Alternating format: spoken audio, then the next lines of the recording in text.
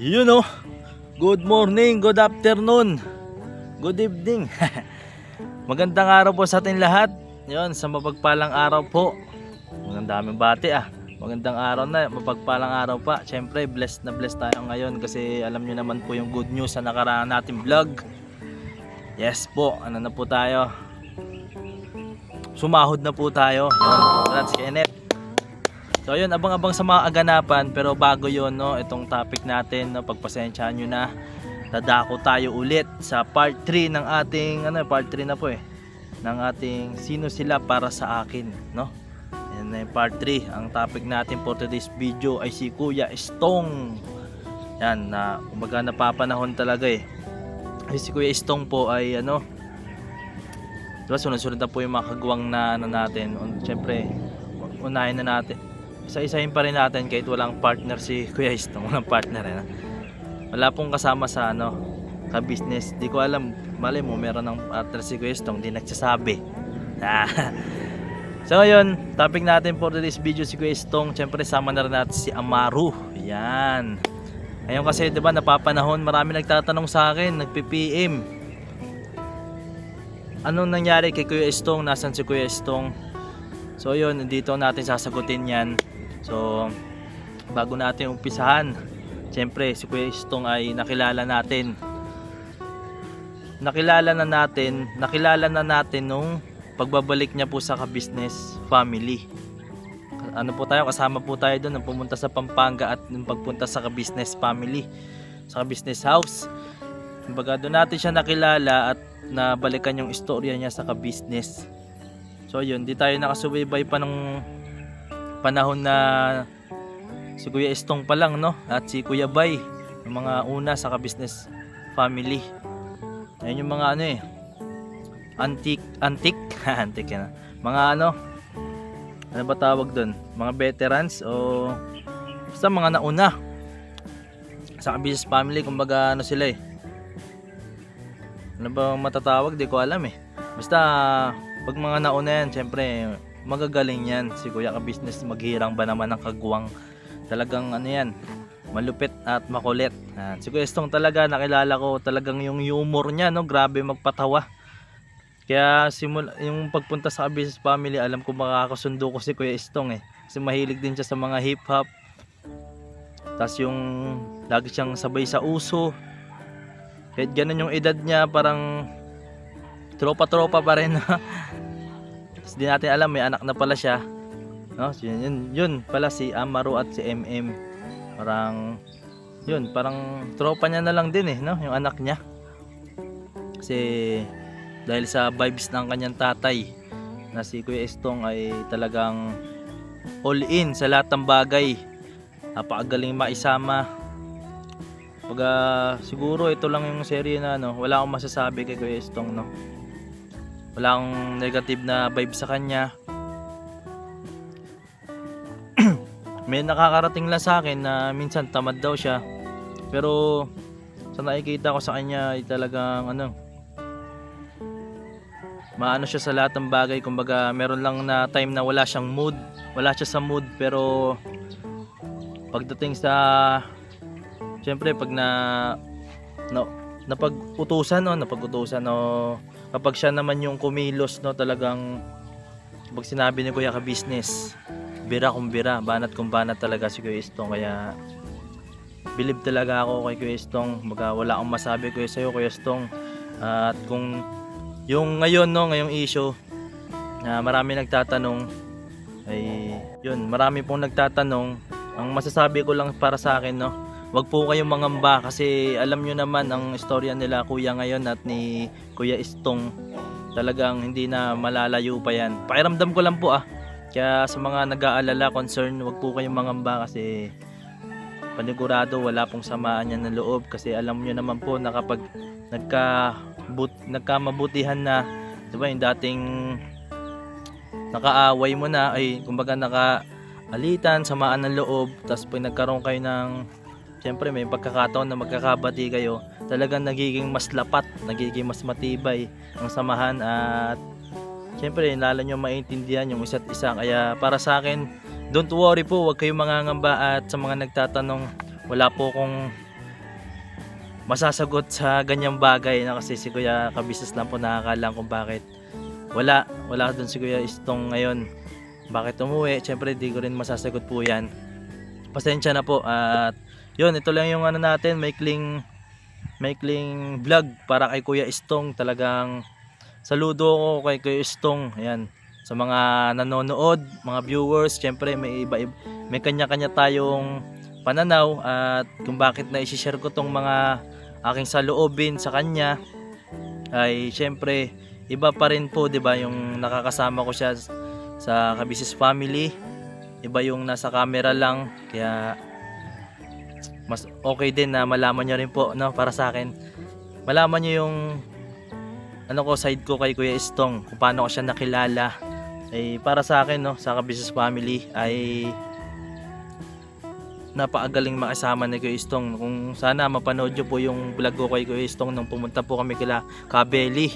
Si Kuya Istong po ay nag-share sa akin ng istorya niya na talagang nakakabalik ng memories. Yung pagpunta ko sa Kabisnes family ay siya rin yung dahilan kung bakit di po ako nagkamali na bisita pa rin sa Kabisnes family, kasi nga si Kuya Istong yung nagpalakas din sa akin ng loob, no? Na naiintindihan niya talaga ako sa lahat rin ng bagay, na bata pa lang nga ako sa mga pabugso-bugso kong mga desisyon sa buhay. Talagang yun, maintindihin si Kuya Istong, kasi dati rin daw naranasan niya rin yan na magkamali sa kanyang mga desisyon, no? Kaya yun lang po masasabi ko kay Kuya Istong, talagang the best si Kuya Istong. Siyempre lahat naman ng mga kagwang, pero alam nyo na po, di ba, kapag ganun na nagkaayos ng magkaaway o nagkasama ng loob, alam nyo pong matibay ang samahan yan. Kaya don't worry sa mga nag-aalala, sa mga mahal po nating supporters, sa mga mahal po nating mga viewers. Yan, ito po yung masasagot ko. Wag po kayong mangangamba. At syempre magiging maayos din ang lahat yan, syempre. At huwag nyo nang alalahanin yung mga umalis din, no? Kasi ganun talaga, meron talagang di mo maintindihan yung ugali ng isang tao na hindi na kayang kontrolin ni Kuya Kabisnes, pero ginagawa niya talaga yung kanyang best, no, para mapubuti yung isang tao. At abangan nyo ang aking ilalabas na pasabog. Pasabog, no? So yun, baka hindi nyo po magets, no? Siguro sa paglabas na lang ng aking vlog. Yan, abang-abang po, no? Kita-kit sa next vlog natin. Siyempre kay Amaro naman, ang uting comment ko lang, si Amaro talagang ano siya, matalinong bata si Amaro, no? Kaya believe ako dyan na kapag nung una tamad siya sa school, tamad siya pumasok, pero kapag ginamit niya na yung ano niya, kasi si Amaro kaya maipagsabayan sa amin, no? Ngantong edad namin, kita mo yung IQ niya, yung paikikapwa-tao niya, talagang ano siya, kumbaga ano ba yung Gen Z ngayon? Gen Z na meta. Alam niyo po ba yung meta na kayang maipagsabayan ngayon? Si Amaro po yun, no? Na siguro pag nadala niya yun sa school, kaya niya maging top, no? Napanood ko nga sa vlog ni Kuya Istong, no?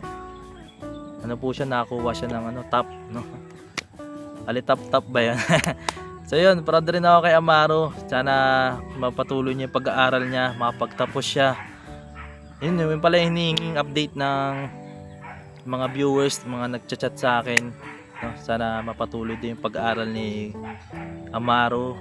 Siyempre, kahit ako, gusto kong iparating to kay Kuya Istong, no? Kung manonood ka man, siyempre, alam nyo naman, huwag rin po kayong mangangamba, kasi alam nyo namang mabuting tatay si Kuya Istong at di niya pababayaan yung kanyang anak. Kahit ako, no, kung magkamali man ako sa mga desisyon ko, kung magkaroon man ako ng, no, mga anak, siyempre,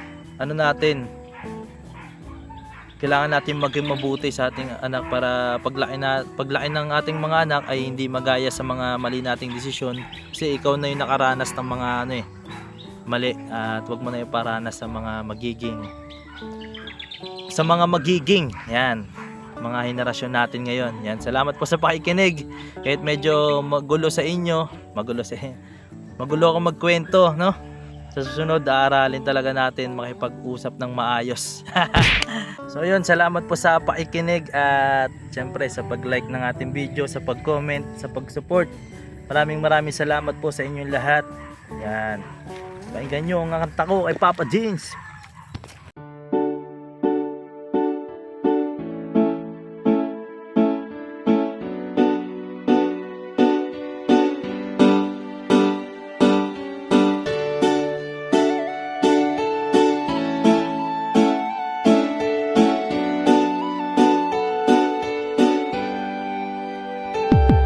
Papa Dins, ikaw ang aming dapat na tularan. Papa Dins, ikaw ang matatag na minsan di ka talagang maaasahan. Maging ang payo mo, patunay lang. Papa Dins, ikaw ang idol ko. Papa Dins, dapat ka sa yumangan at tulungan. Papa Dins, ikaw ang aming dapat na tularan. Talagang maaasahan. Maging ang payo mo, patunay lang. Papa Dins, ikaw ang idol ko. Gusto ko lang pasalamatan, mga kagaya mo. Ikaw ang dapat na tularan at iniidolo ng karamihan sa tunay na buhay na ito. Salamat sa iyo, Papa Dins. Ikaw ang idol ko, ang dami mo nang natulungan at yun ay may katibayan. Aking napapanood, mga nahihirapan sa buhay, ay tunay na iyong sinasagip nang hindi nanghihingi ng anuman na kapalit. Marami ka ng pinag-aral, binigyan mo ng gabay at ang hangarin lamang sila ay magtagumpay upang ang mga pangarap kanilang mabot kamay. Dito ka nagsimula at ito ang ginawang tulay. Kung anong meron ka ngayon, Pops, deserve mo yan. At ang aming hiling, ikaw ay mag number one. Ikaw ang tunay na bida ng istoryang to. Sana dumami pa ang mga kagaya mo. Papa Dins, ikaw ang aming dapat na tularan. Papa Dins, ikaw ang matatag na minsan di ka talagang maaasahan. Maging ang payo mo, patunay lang. Papa Dins, ikaw ang idol ko. Papa Dins, dapat ka sa yumangan at tulungan. Papa Dins, ikaw ang aming dapat na tularan. Talagang maaasahan. Maging ang payo mo, patunay lang. Papa Dins, ikaw ang idol ko. Mabuting hangarin, minana sa magulang. Ang iyong layunin nating kapwa matulungan. Mga galing sa ilalim may iyong inaangat. Kahit na ang daladalang pasanay mabigat, hindi sapat sa iyo ang tulong na ganun na lang. Patuloy mo pa silang pinabalik-balikan, kaya marapat lang ikaw ay aming dapat kahangaan. Patunay na hindi mo sila pinapabayaan. Marami pa sa iyo ang tao na nangangailangan. Alam ko ding hangad mo na sila ay matulungan. Patuloy ka pa sanang gumawa ng kabutihan at ama na ang bahalang sa iyo ang magsukli niya. At bago matapos itong sinulat ko, gusto ko lang pasalamatan mga kagaya mo. Ikaw ang tunay na bida ng istoryang to. Patunay lang, Papa Dins, ikaw ang idol ko. Papa Dins, ikaw ang aming dapat na tularan. Papa Dins, ikaw ang matatag na minsan di ka talagang maaasahan. Maging ang payo mo, patunay lang. Papa Dins, ikaw ang idol ko. Papa Dins, dapat ka sa yumangan at tulungan. Papa Dins, ikaw ang aming dapat na tularan. Talagang maaasahan.